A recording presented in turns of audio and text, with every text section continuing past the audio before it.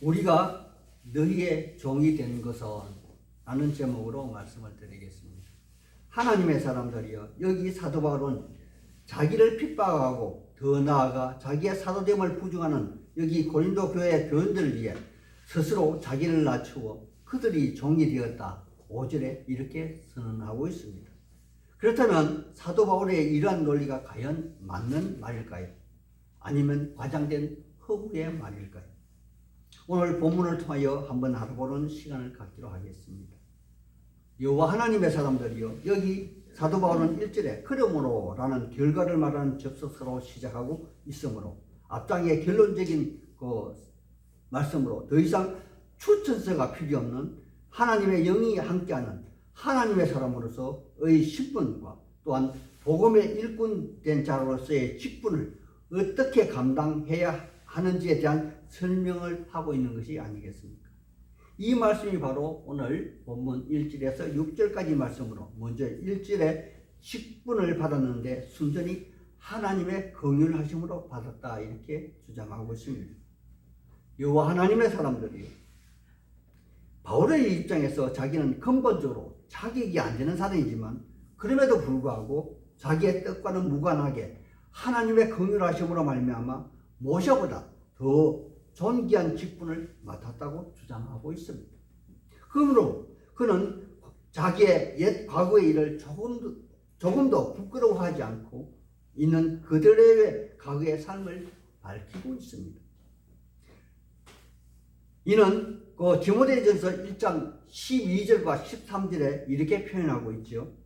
나를 능하게 하신 그리스도 예수 우리 주께 내가 감사함은 나를 충성되이 여겨 내게 직분을 맡기셨으니 내가 전에는 비방자요 박해자요 폭행자였으나 도리어 긍휼을 입은 것은 내가 믿지 아니할 때에 알지 못하고 행하였다고 주장하는 그러한 사실이기도 합니다. 그러므로 그는 이제부터는 믿고 충성한다고 그렇게 말합니다.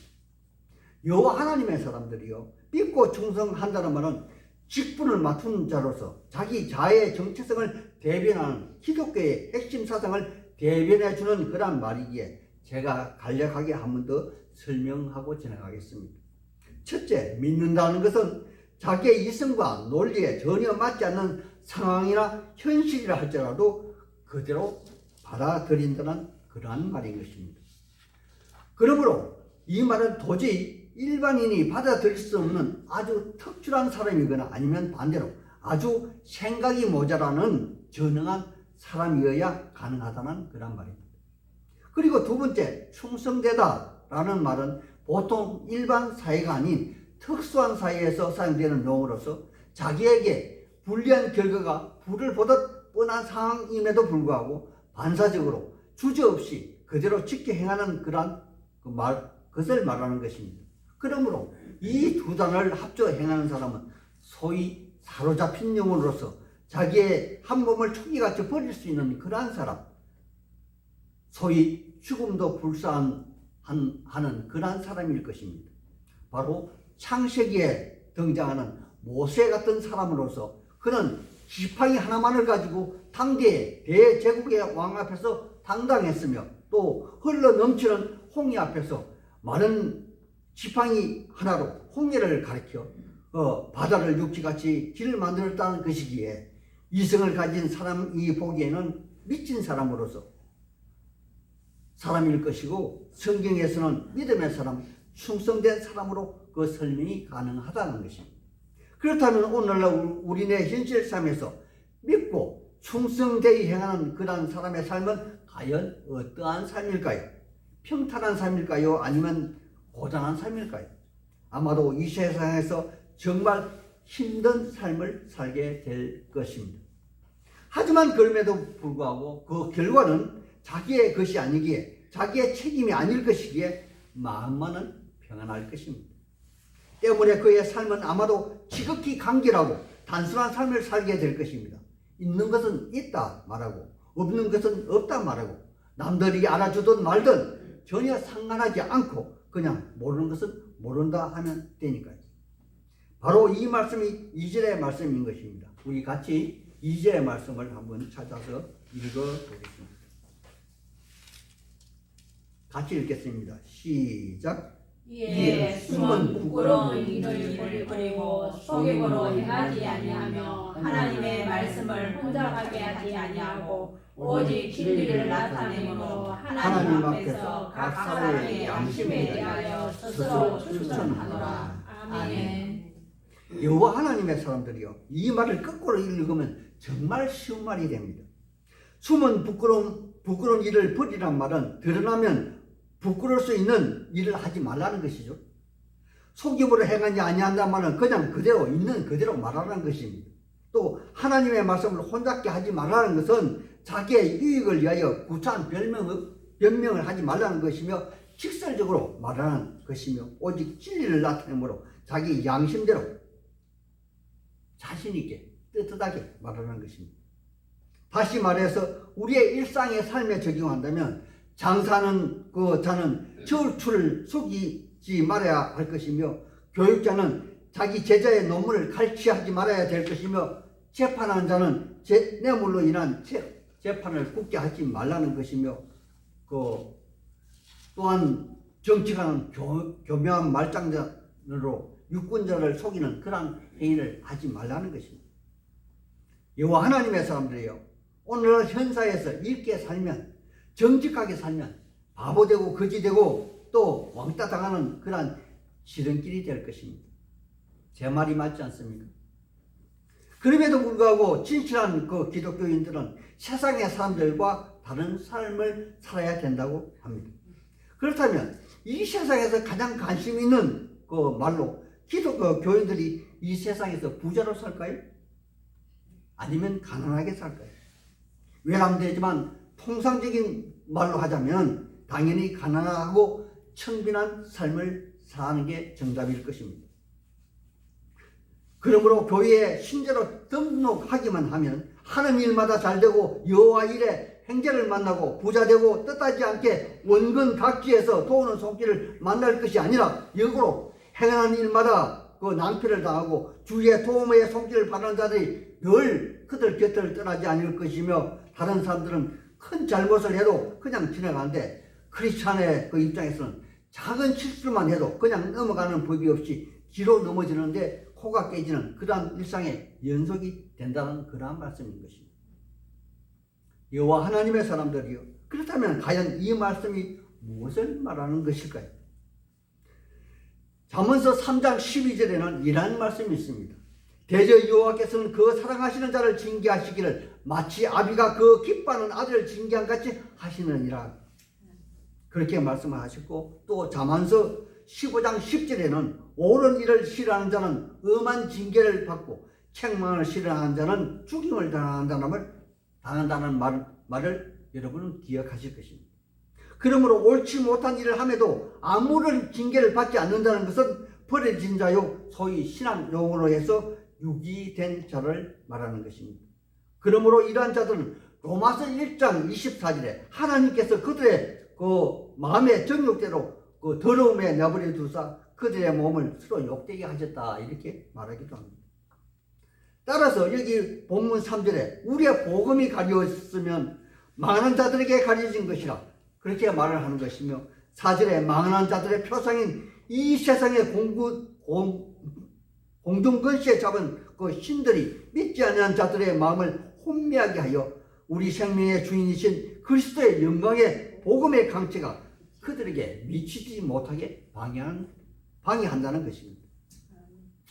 여호와 하나님의 사람들이요, 그렇다면 왜 이 세상의 신, 즉 요한복음 12장 31절에 정사와 건세와 이 어둠의 축한 자요 악한 영들은 그토록 기를 쓰며 마음을 혼미하게 하며 그리스도의 영광의 강체에 그들이 미치지 못하게 그렇게 하는 것일까요?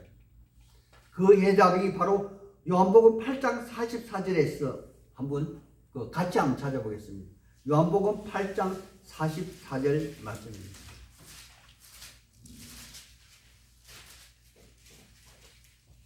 찾았습니까?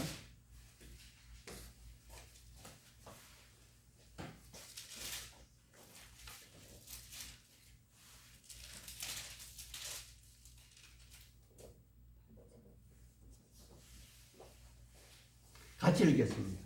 시작. 너희는 너희 아비 마귀에게 났나니 너희 아비의 욕심대로 너희도 행하고자 하느냐.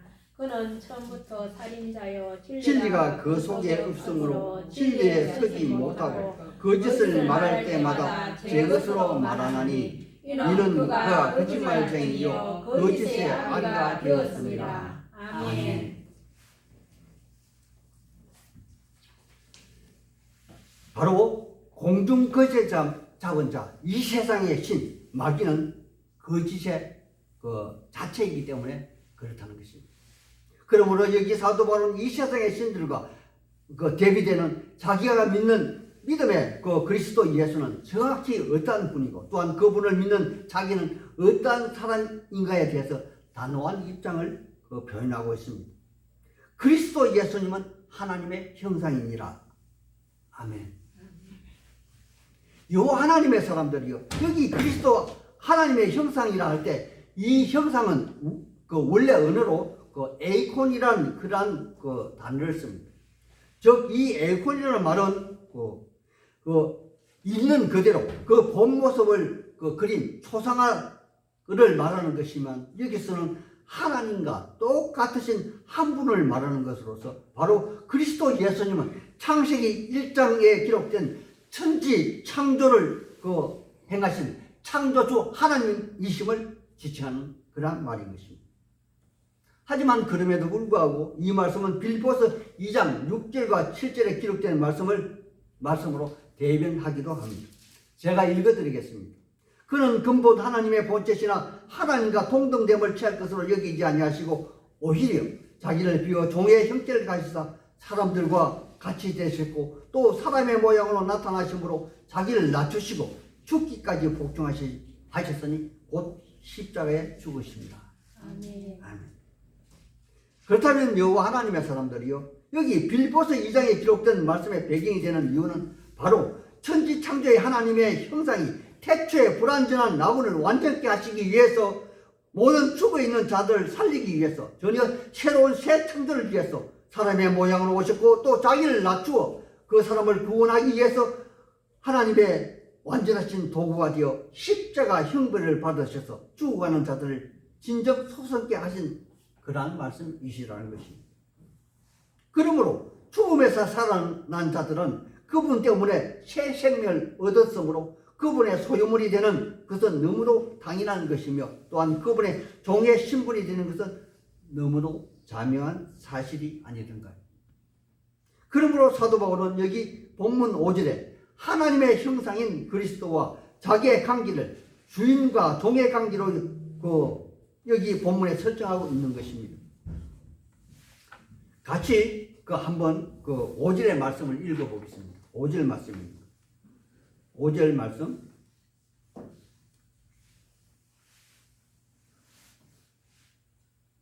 읽겠습니다.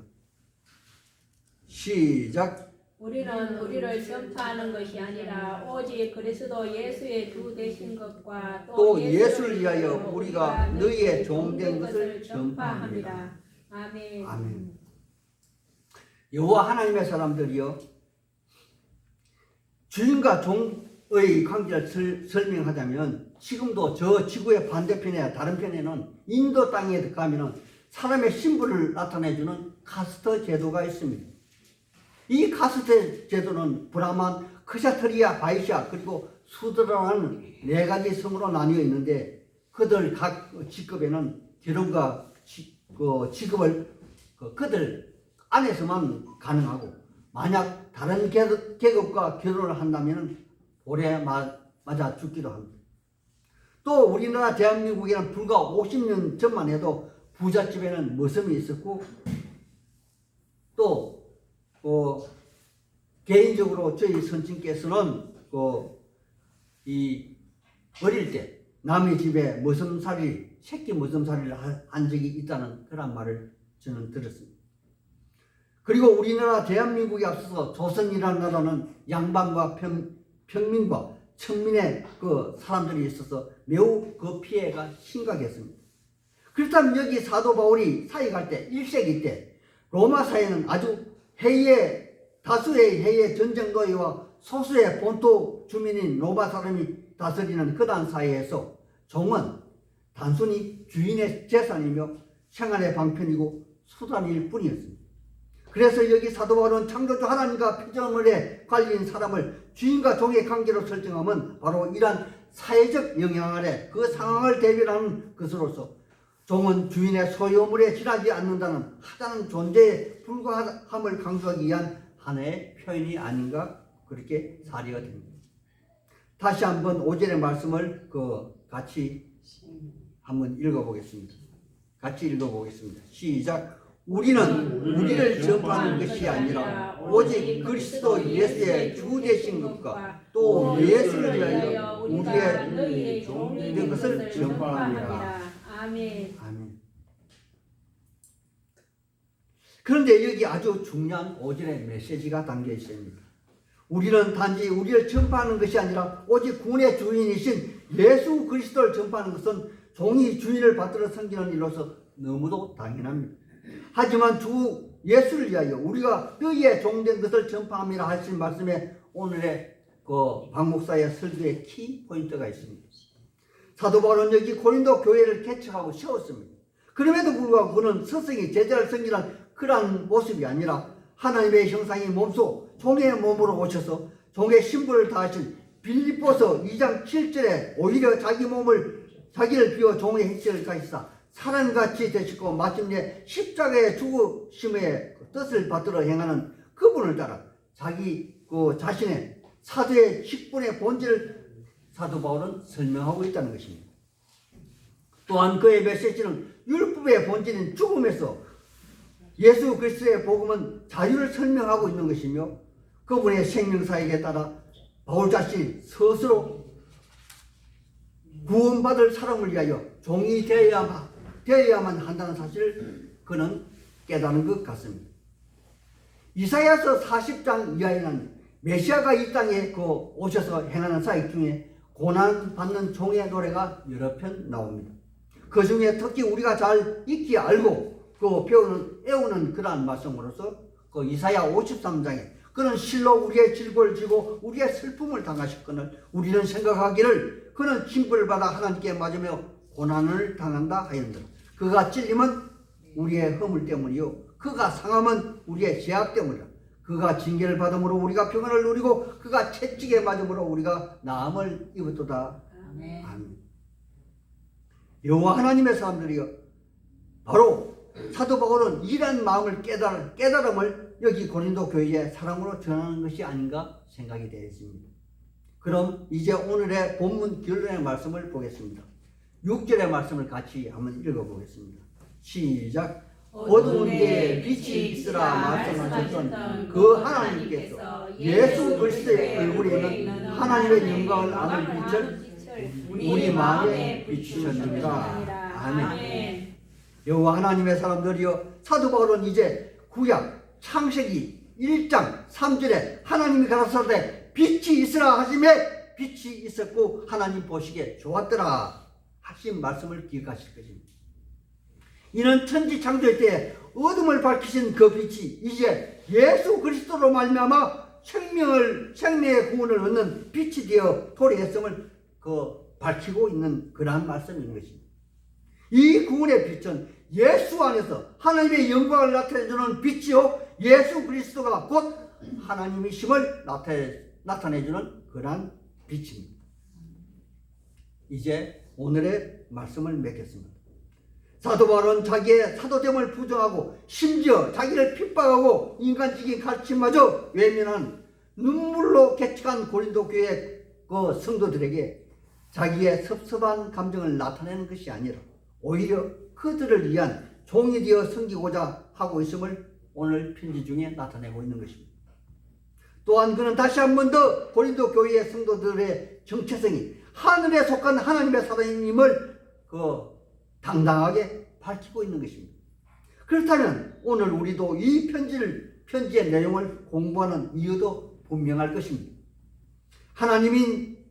하나님이신 그리스도가 우리를 위하여 이 땅에 오셨고 또 우리를 위해 고난을 당하셨고 그분을 통하여 우리는 저 천국의 하나님의 사람으로서 정체성이 변화되었음을 믿음으로 고백하는 신분이 되었다는 사실입니다. 아멘. 그렇다면 우리의 얼굴에 하나님의 영광, 예수 그리스도의 빛이 나타나는 성도가 되어야 하지 않겠습니까? 아멘. 이러한 성도가 다 되시기를 우리 주 예수 그리스도 이름 받들어 축원하는 바입니다. 아멘. 아멘.